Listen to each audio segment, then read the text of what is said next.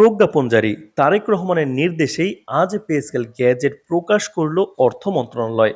তো দর্শক, নবম পে স্কেলের আজকের সবচেয়ে বড় গুরুত্বপূর্ণ নিউজটি শেষ পর্যন্ত দেখুন এবং নির্বাচন পরবর্তী সময় পে স্কেল বাস্তবায়ন সংক্রান্ত সকল আপডেট পেতে চ্যানেলটি সাবস্ক্রাইব করে রাখুন। দেশের সরকারি চাকরিজীবীদের জন্য নতুন পে স্কেল গ্যাজেট প্রকাশ করা হয়েছে।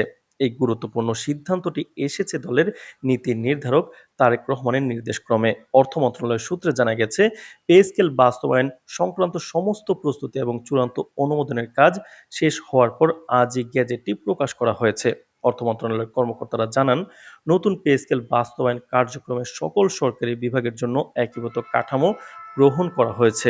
এটি শুধুমাত্র সরকারি চাকরিজীবীদের বেতন বৃদ্ধি ও নতুন গ্রেড সংযোজনের জন্য নয়, বরং সরকারি কর্মচারীদের অধিকার ও সুবিধা নিশ্চিত করার দিকেও একটি বড় পদক্ষেপ। নতুন পে স্কেল কার্যকর হওয়ার সাথে সাথে সরকারি কর্মচারীরা তাদের বেতনের মধ্যে উল্লেখযোগ্য বৃদ্ধি উপভোগ করতে পারবেন। প্রজ্ঞাপন প্রকাশের পর সাংবাদিকদের সঙ্গে সংক্ষিপ্ত আলোচনায় তারেক রহমান বলেন, আমাদের সরকারের প্রথম অগ্রাধিকার হলো সরকারি কর্মচারীদের ন্যায্য অধিকার নিশ্চিত করা।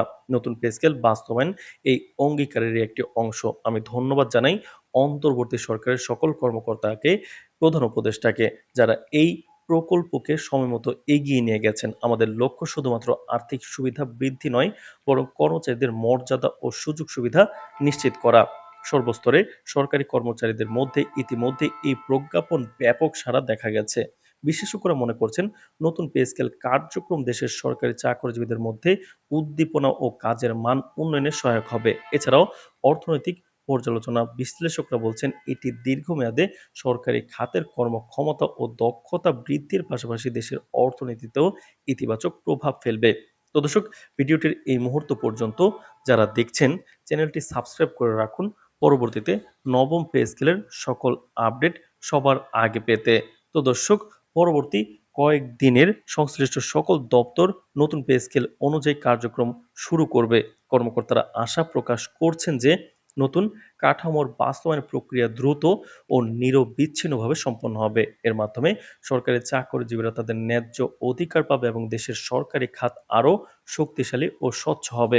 দলের অভ্যন্তরীণ তথ্য অনুযায়ী পে স্কেল বাস্তবায়ন কমিটি প্রতিটি সরকারি বিভাগে পে স্কেল প্রয়োগের জন্য একটি সময়সূচি নির্ধারণ করেছে। এতে কর্মচারীরা নির্দিষ্ট সময় তাদের বেতন বৃদ্ধি পাবে এবং বিভিন্ন সুবিধার ক্ষেত্রে সুষ্ঠু নিয়ম অনুসরণ করা হবে। মির্জা ফখরুল বলেন, আমরা নিশ্চিত যে এই পে স্কেল কার্যকর হওয়ার পর দেশের সরকারি কর্মচারীদের আয় ব্যবস্থা আরও স্থিতিশীল ও সুবিন্যস্ত হবে। এটি আমাদের সরকারের প্রথম বড় পদক্ষেপগুলোর মধ্যে একটি হিসেবে ইতিহাসে লেখা হবে। নির্ধারিত সময়ের মধ্যে প্রজ্ঞাপন কার্যকর হওয়ার পর দেশের সমস্ত সরকারি কর্মচারীর জন্য এটি একটি দীর্ঘ প্রতীক্ষিত অর্জন হিসেবে গণ্য হবে। বিশ্লেষকরা বলছেন, নতুন পে স্কেল কার্যক্রম কেবলমাত্র আর্থিক দিক থেকেই নয়, বরং দেশের সরকারি খাতের প্রতি জনগণের আস্থা ও সন্তুষ্টি বৃদ্ধিতেও গুরুত্বপূর্ণ ভূমিকা রাখবে। তো দর্শক, ভিডিওটির এই মুহূর্ত পর্যন্ত যারা দেখছেন, চ্যানেলটি সাবস্ক্রাইব করে রাখুন নবম পে স্কেল বাস্তবায়ন সংক্রান্ত সকল আপডেট নিয়মিত পেতে। আজ এ পর্যন্তই, ধন্যবাদ।